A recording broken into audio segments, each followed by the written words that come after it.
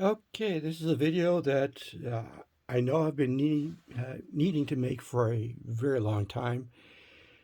I finally, so here it is. And anyway, this is going to be for growing sprouts. Um, I know I've heard a lot of misconceptions about that.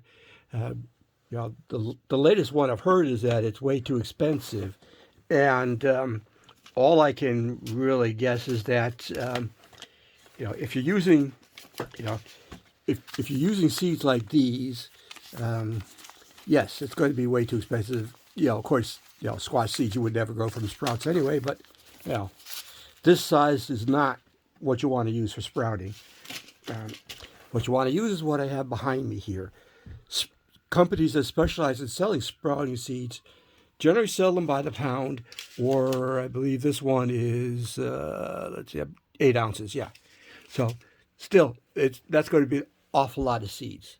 As you can see, the varieties they come from are really incredible. This one is a seed sprouting mix. Um, see, these are, hopefully you can see, these are garbanzo bean sprouts. Um, I'm going to flash by these if you can't read the labels. Trust me, I'm reading off the labels. Uh, Pea sprouts. Let's see, crunchy lentil mix. Uh, Plain lentils. Here's a kale trio. And I should mention that you can use these for garden seeds, but like I said earlier, you can't do it the other way around. It's just going to be too expensive. Let's see. Here's the good old popular mung bean. Let's see. Here is broccoli sprouting seeds. Again, most of what I'm showing you are 1 pound bags. Let's see. Here's a bean salad, so it's a mixture of different types of beans. Let's see.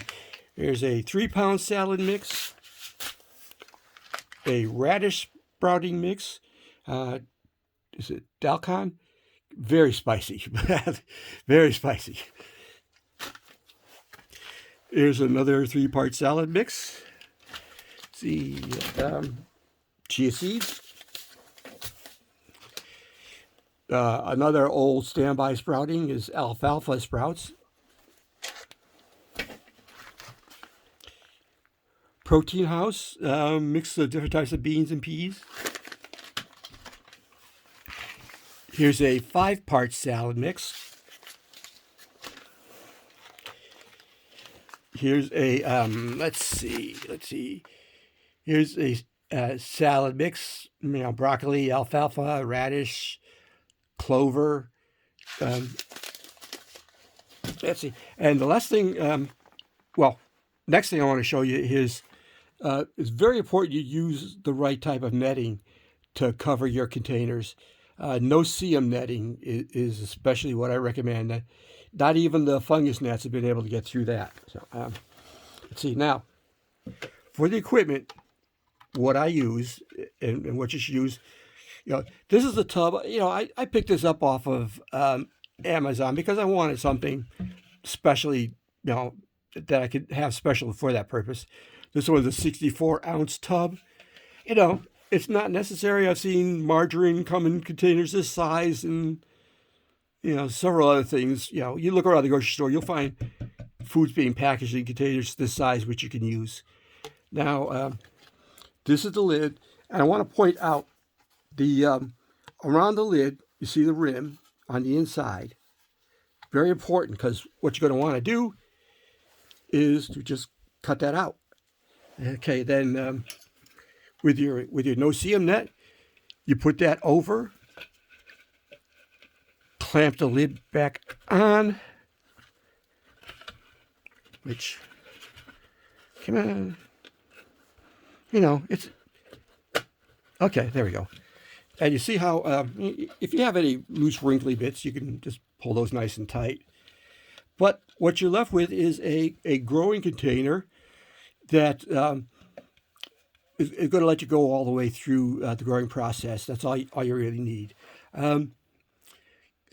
and there you are now. I've got a bunch of these set aside. I like to grow a bunch of different types at the same time. It is important to let air circulate around your seeds. And there we go. It is important to let your air circulate in and around your seeds. They need air. They don't need light. They do need to be kept reasonably warm. So that's pretty much all you need. This is 1 tablespoon. It's about all I use for a serving, and I've never had a problem with it. It's always been it's always been good. See, now let me do this. I'm going to take some seeds. Give me a sec here. Now,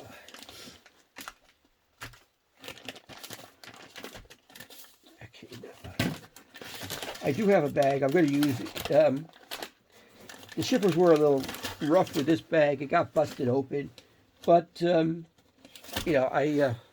I have 8 mil bags around here, and I just put it in that, and it's good to go. So I'm going to take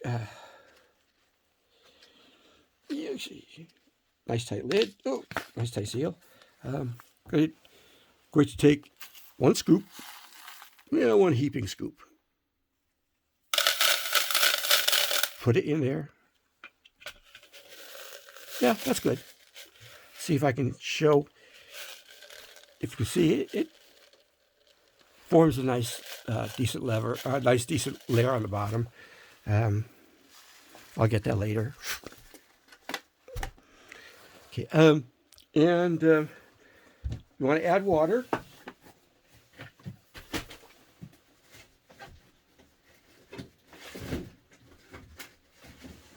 Okay.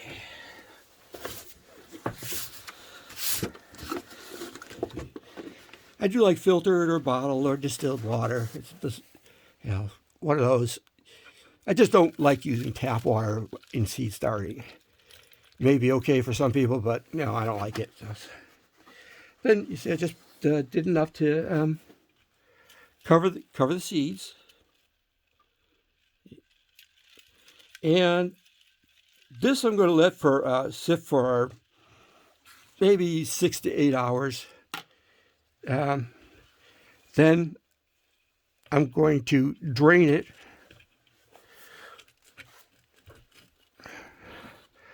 right through the netting. See, I don't think that's on right.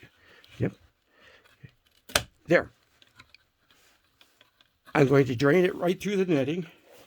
And then once or twice a day, I'm going to take my spray bottle, and just, check to make sure that they aren't showing signs of drying out. If they are, I'll just give them a few sprays. If not, I just keep watching them. And I just let that go for about a week, and then they'll be ready to harvest.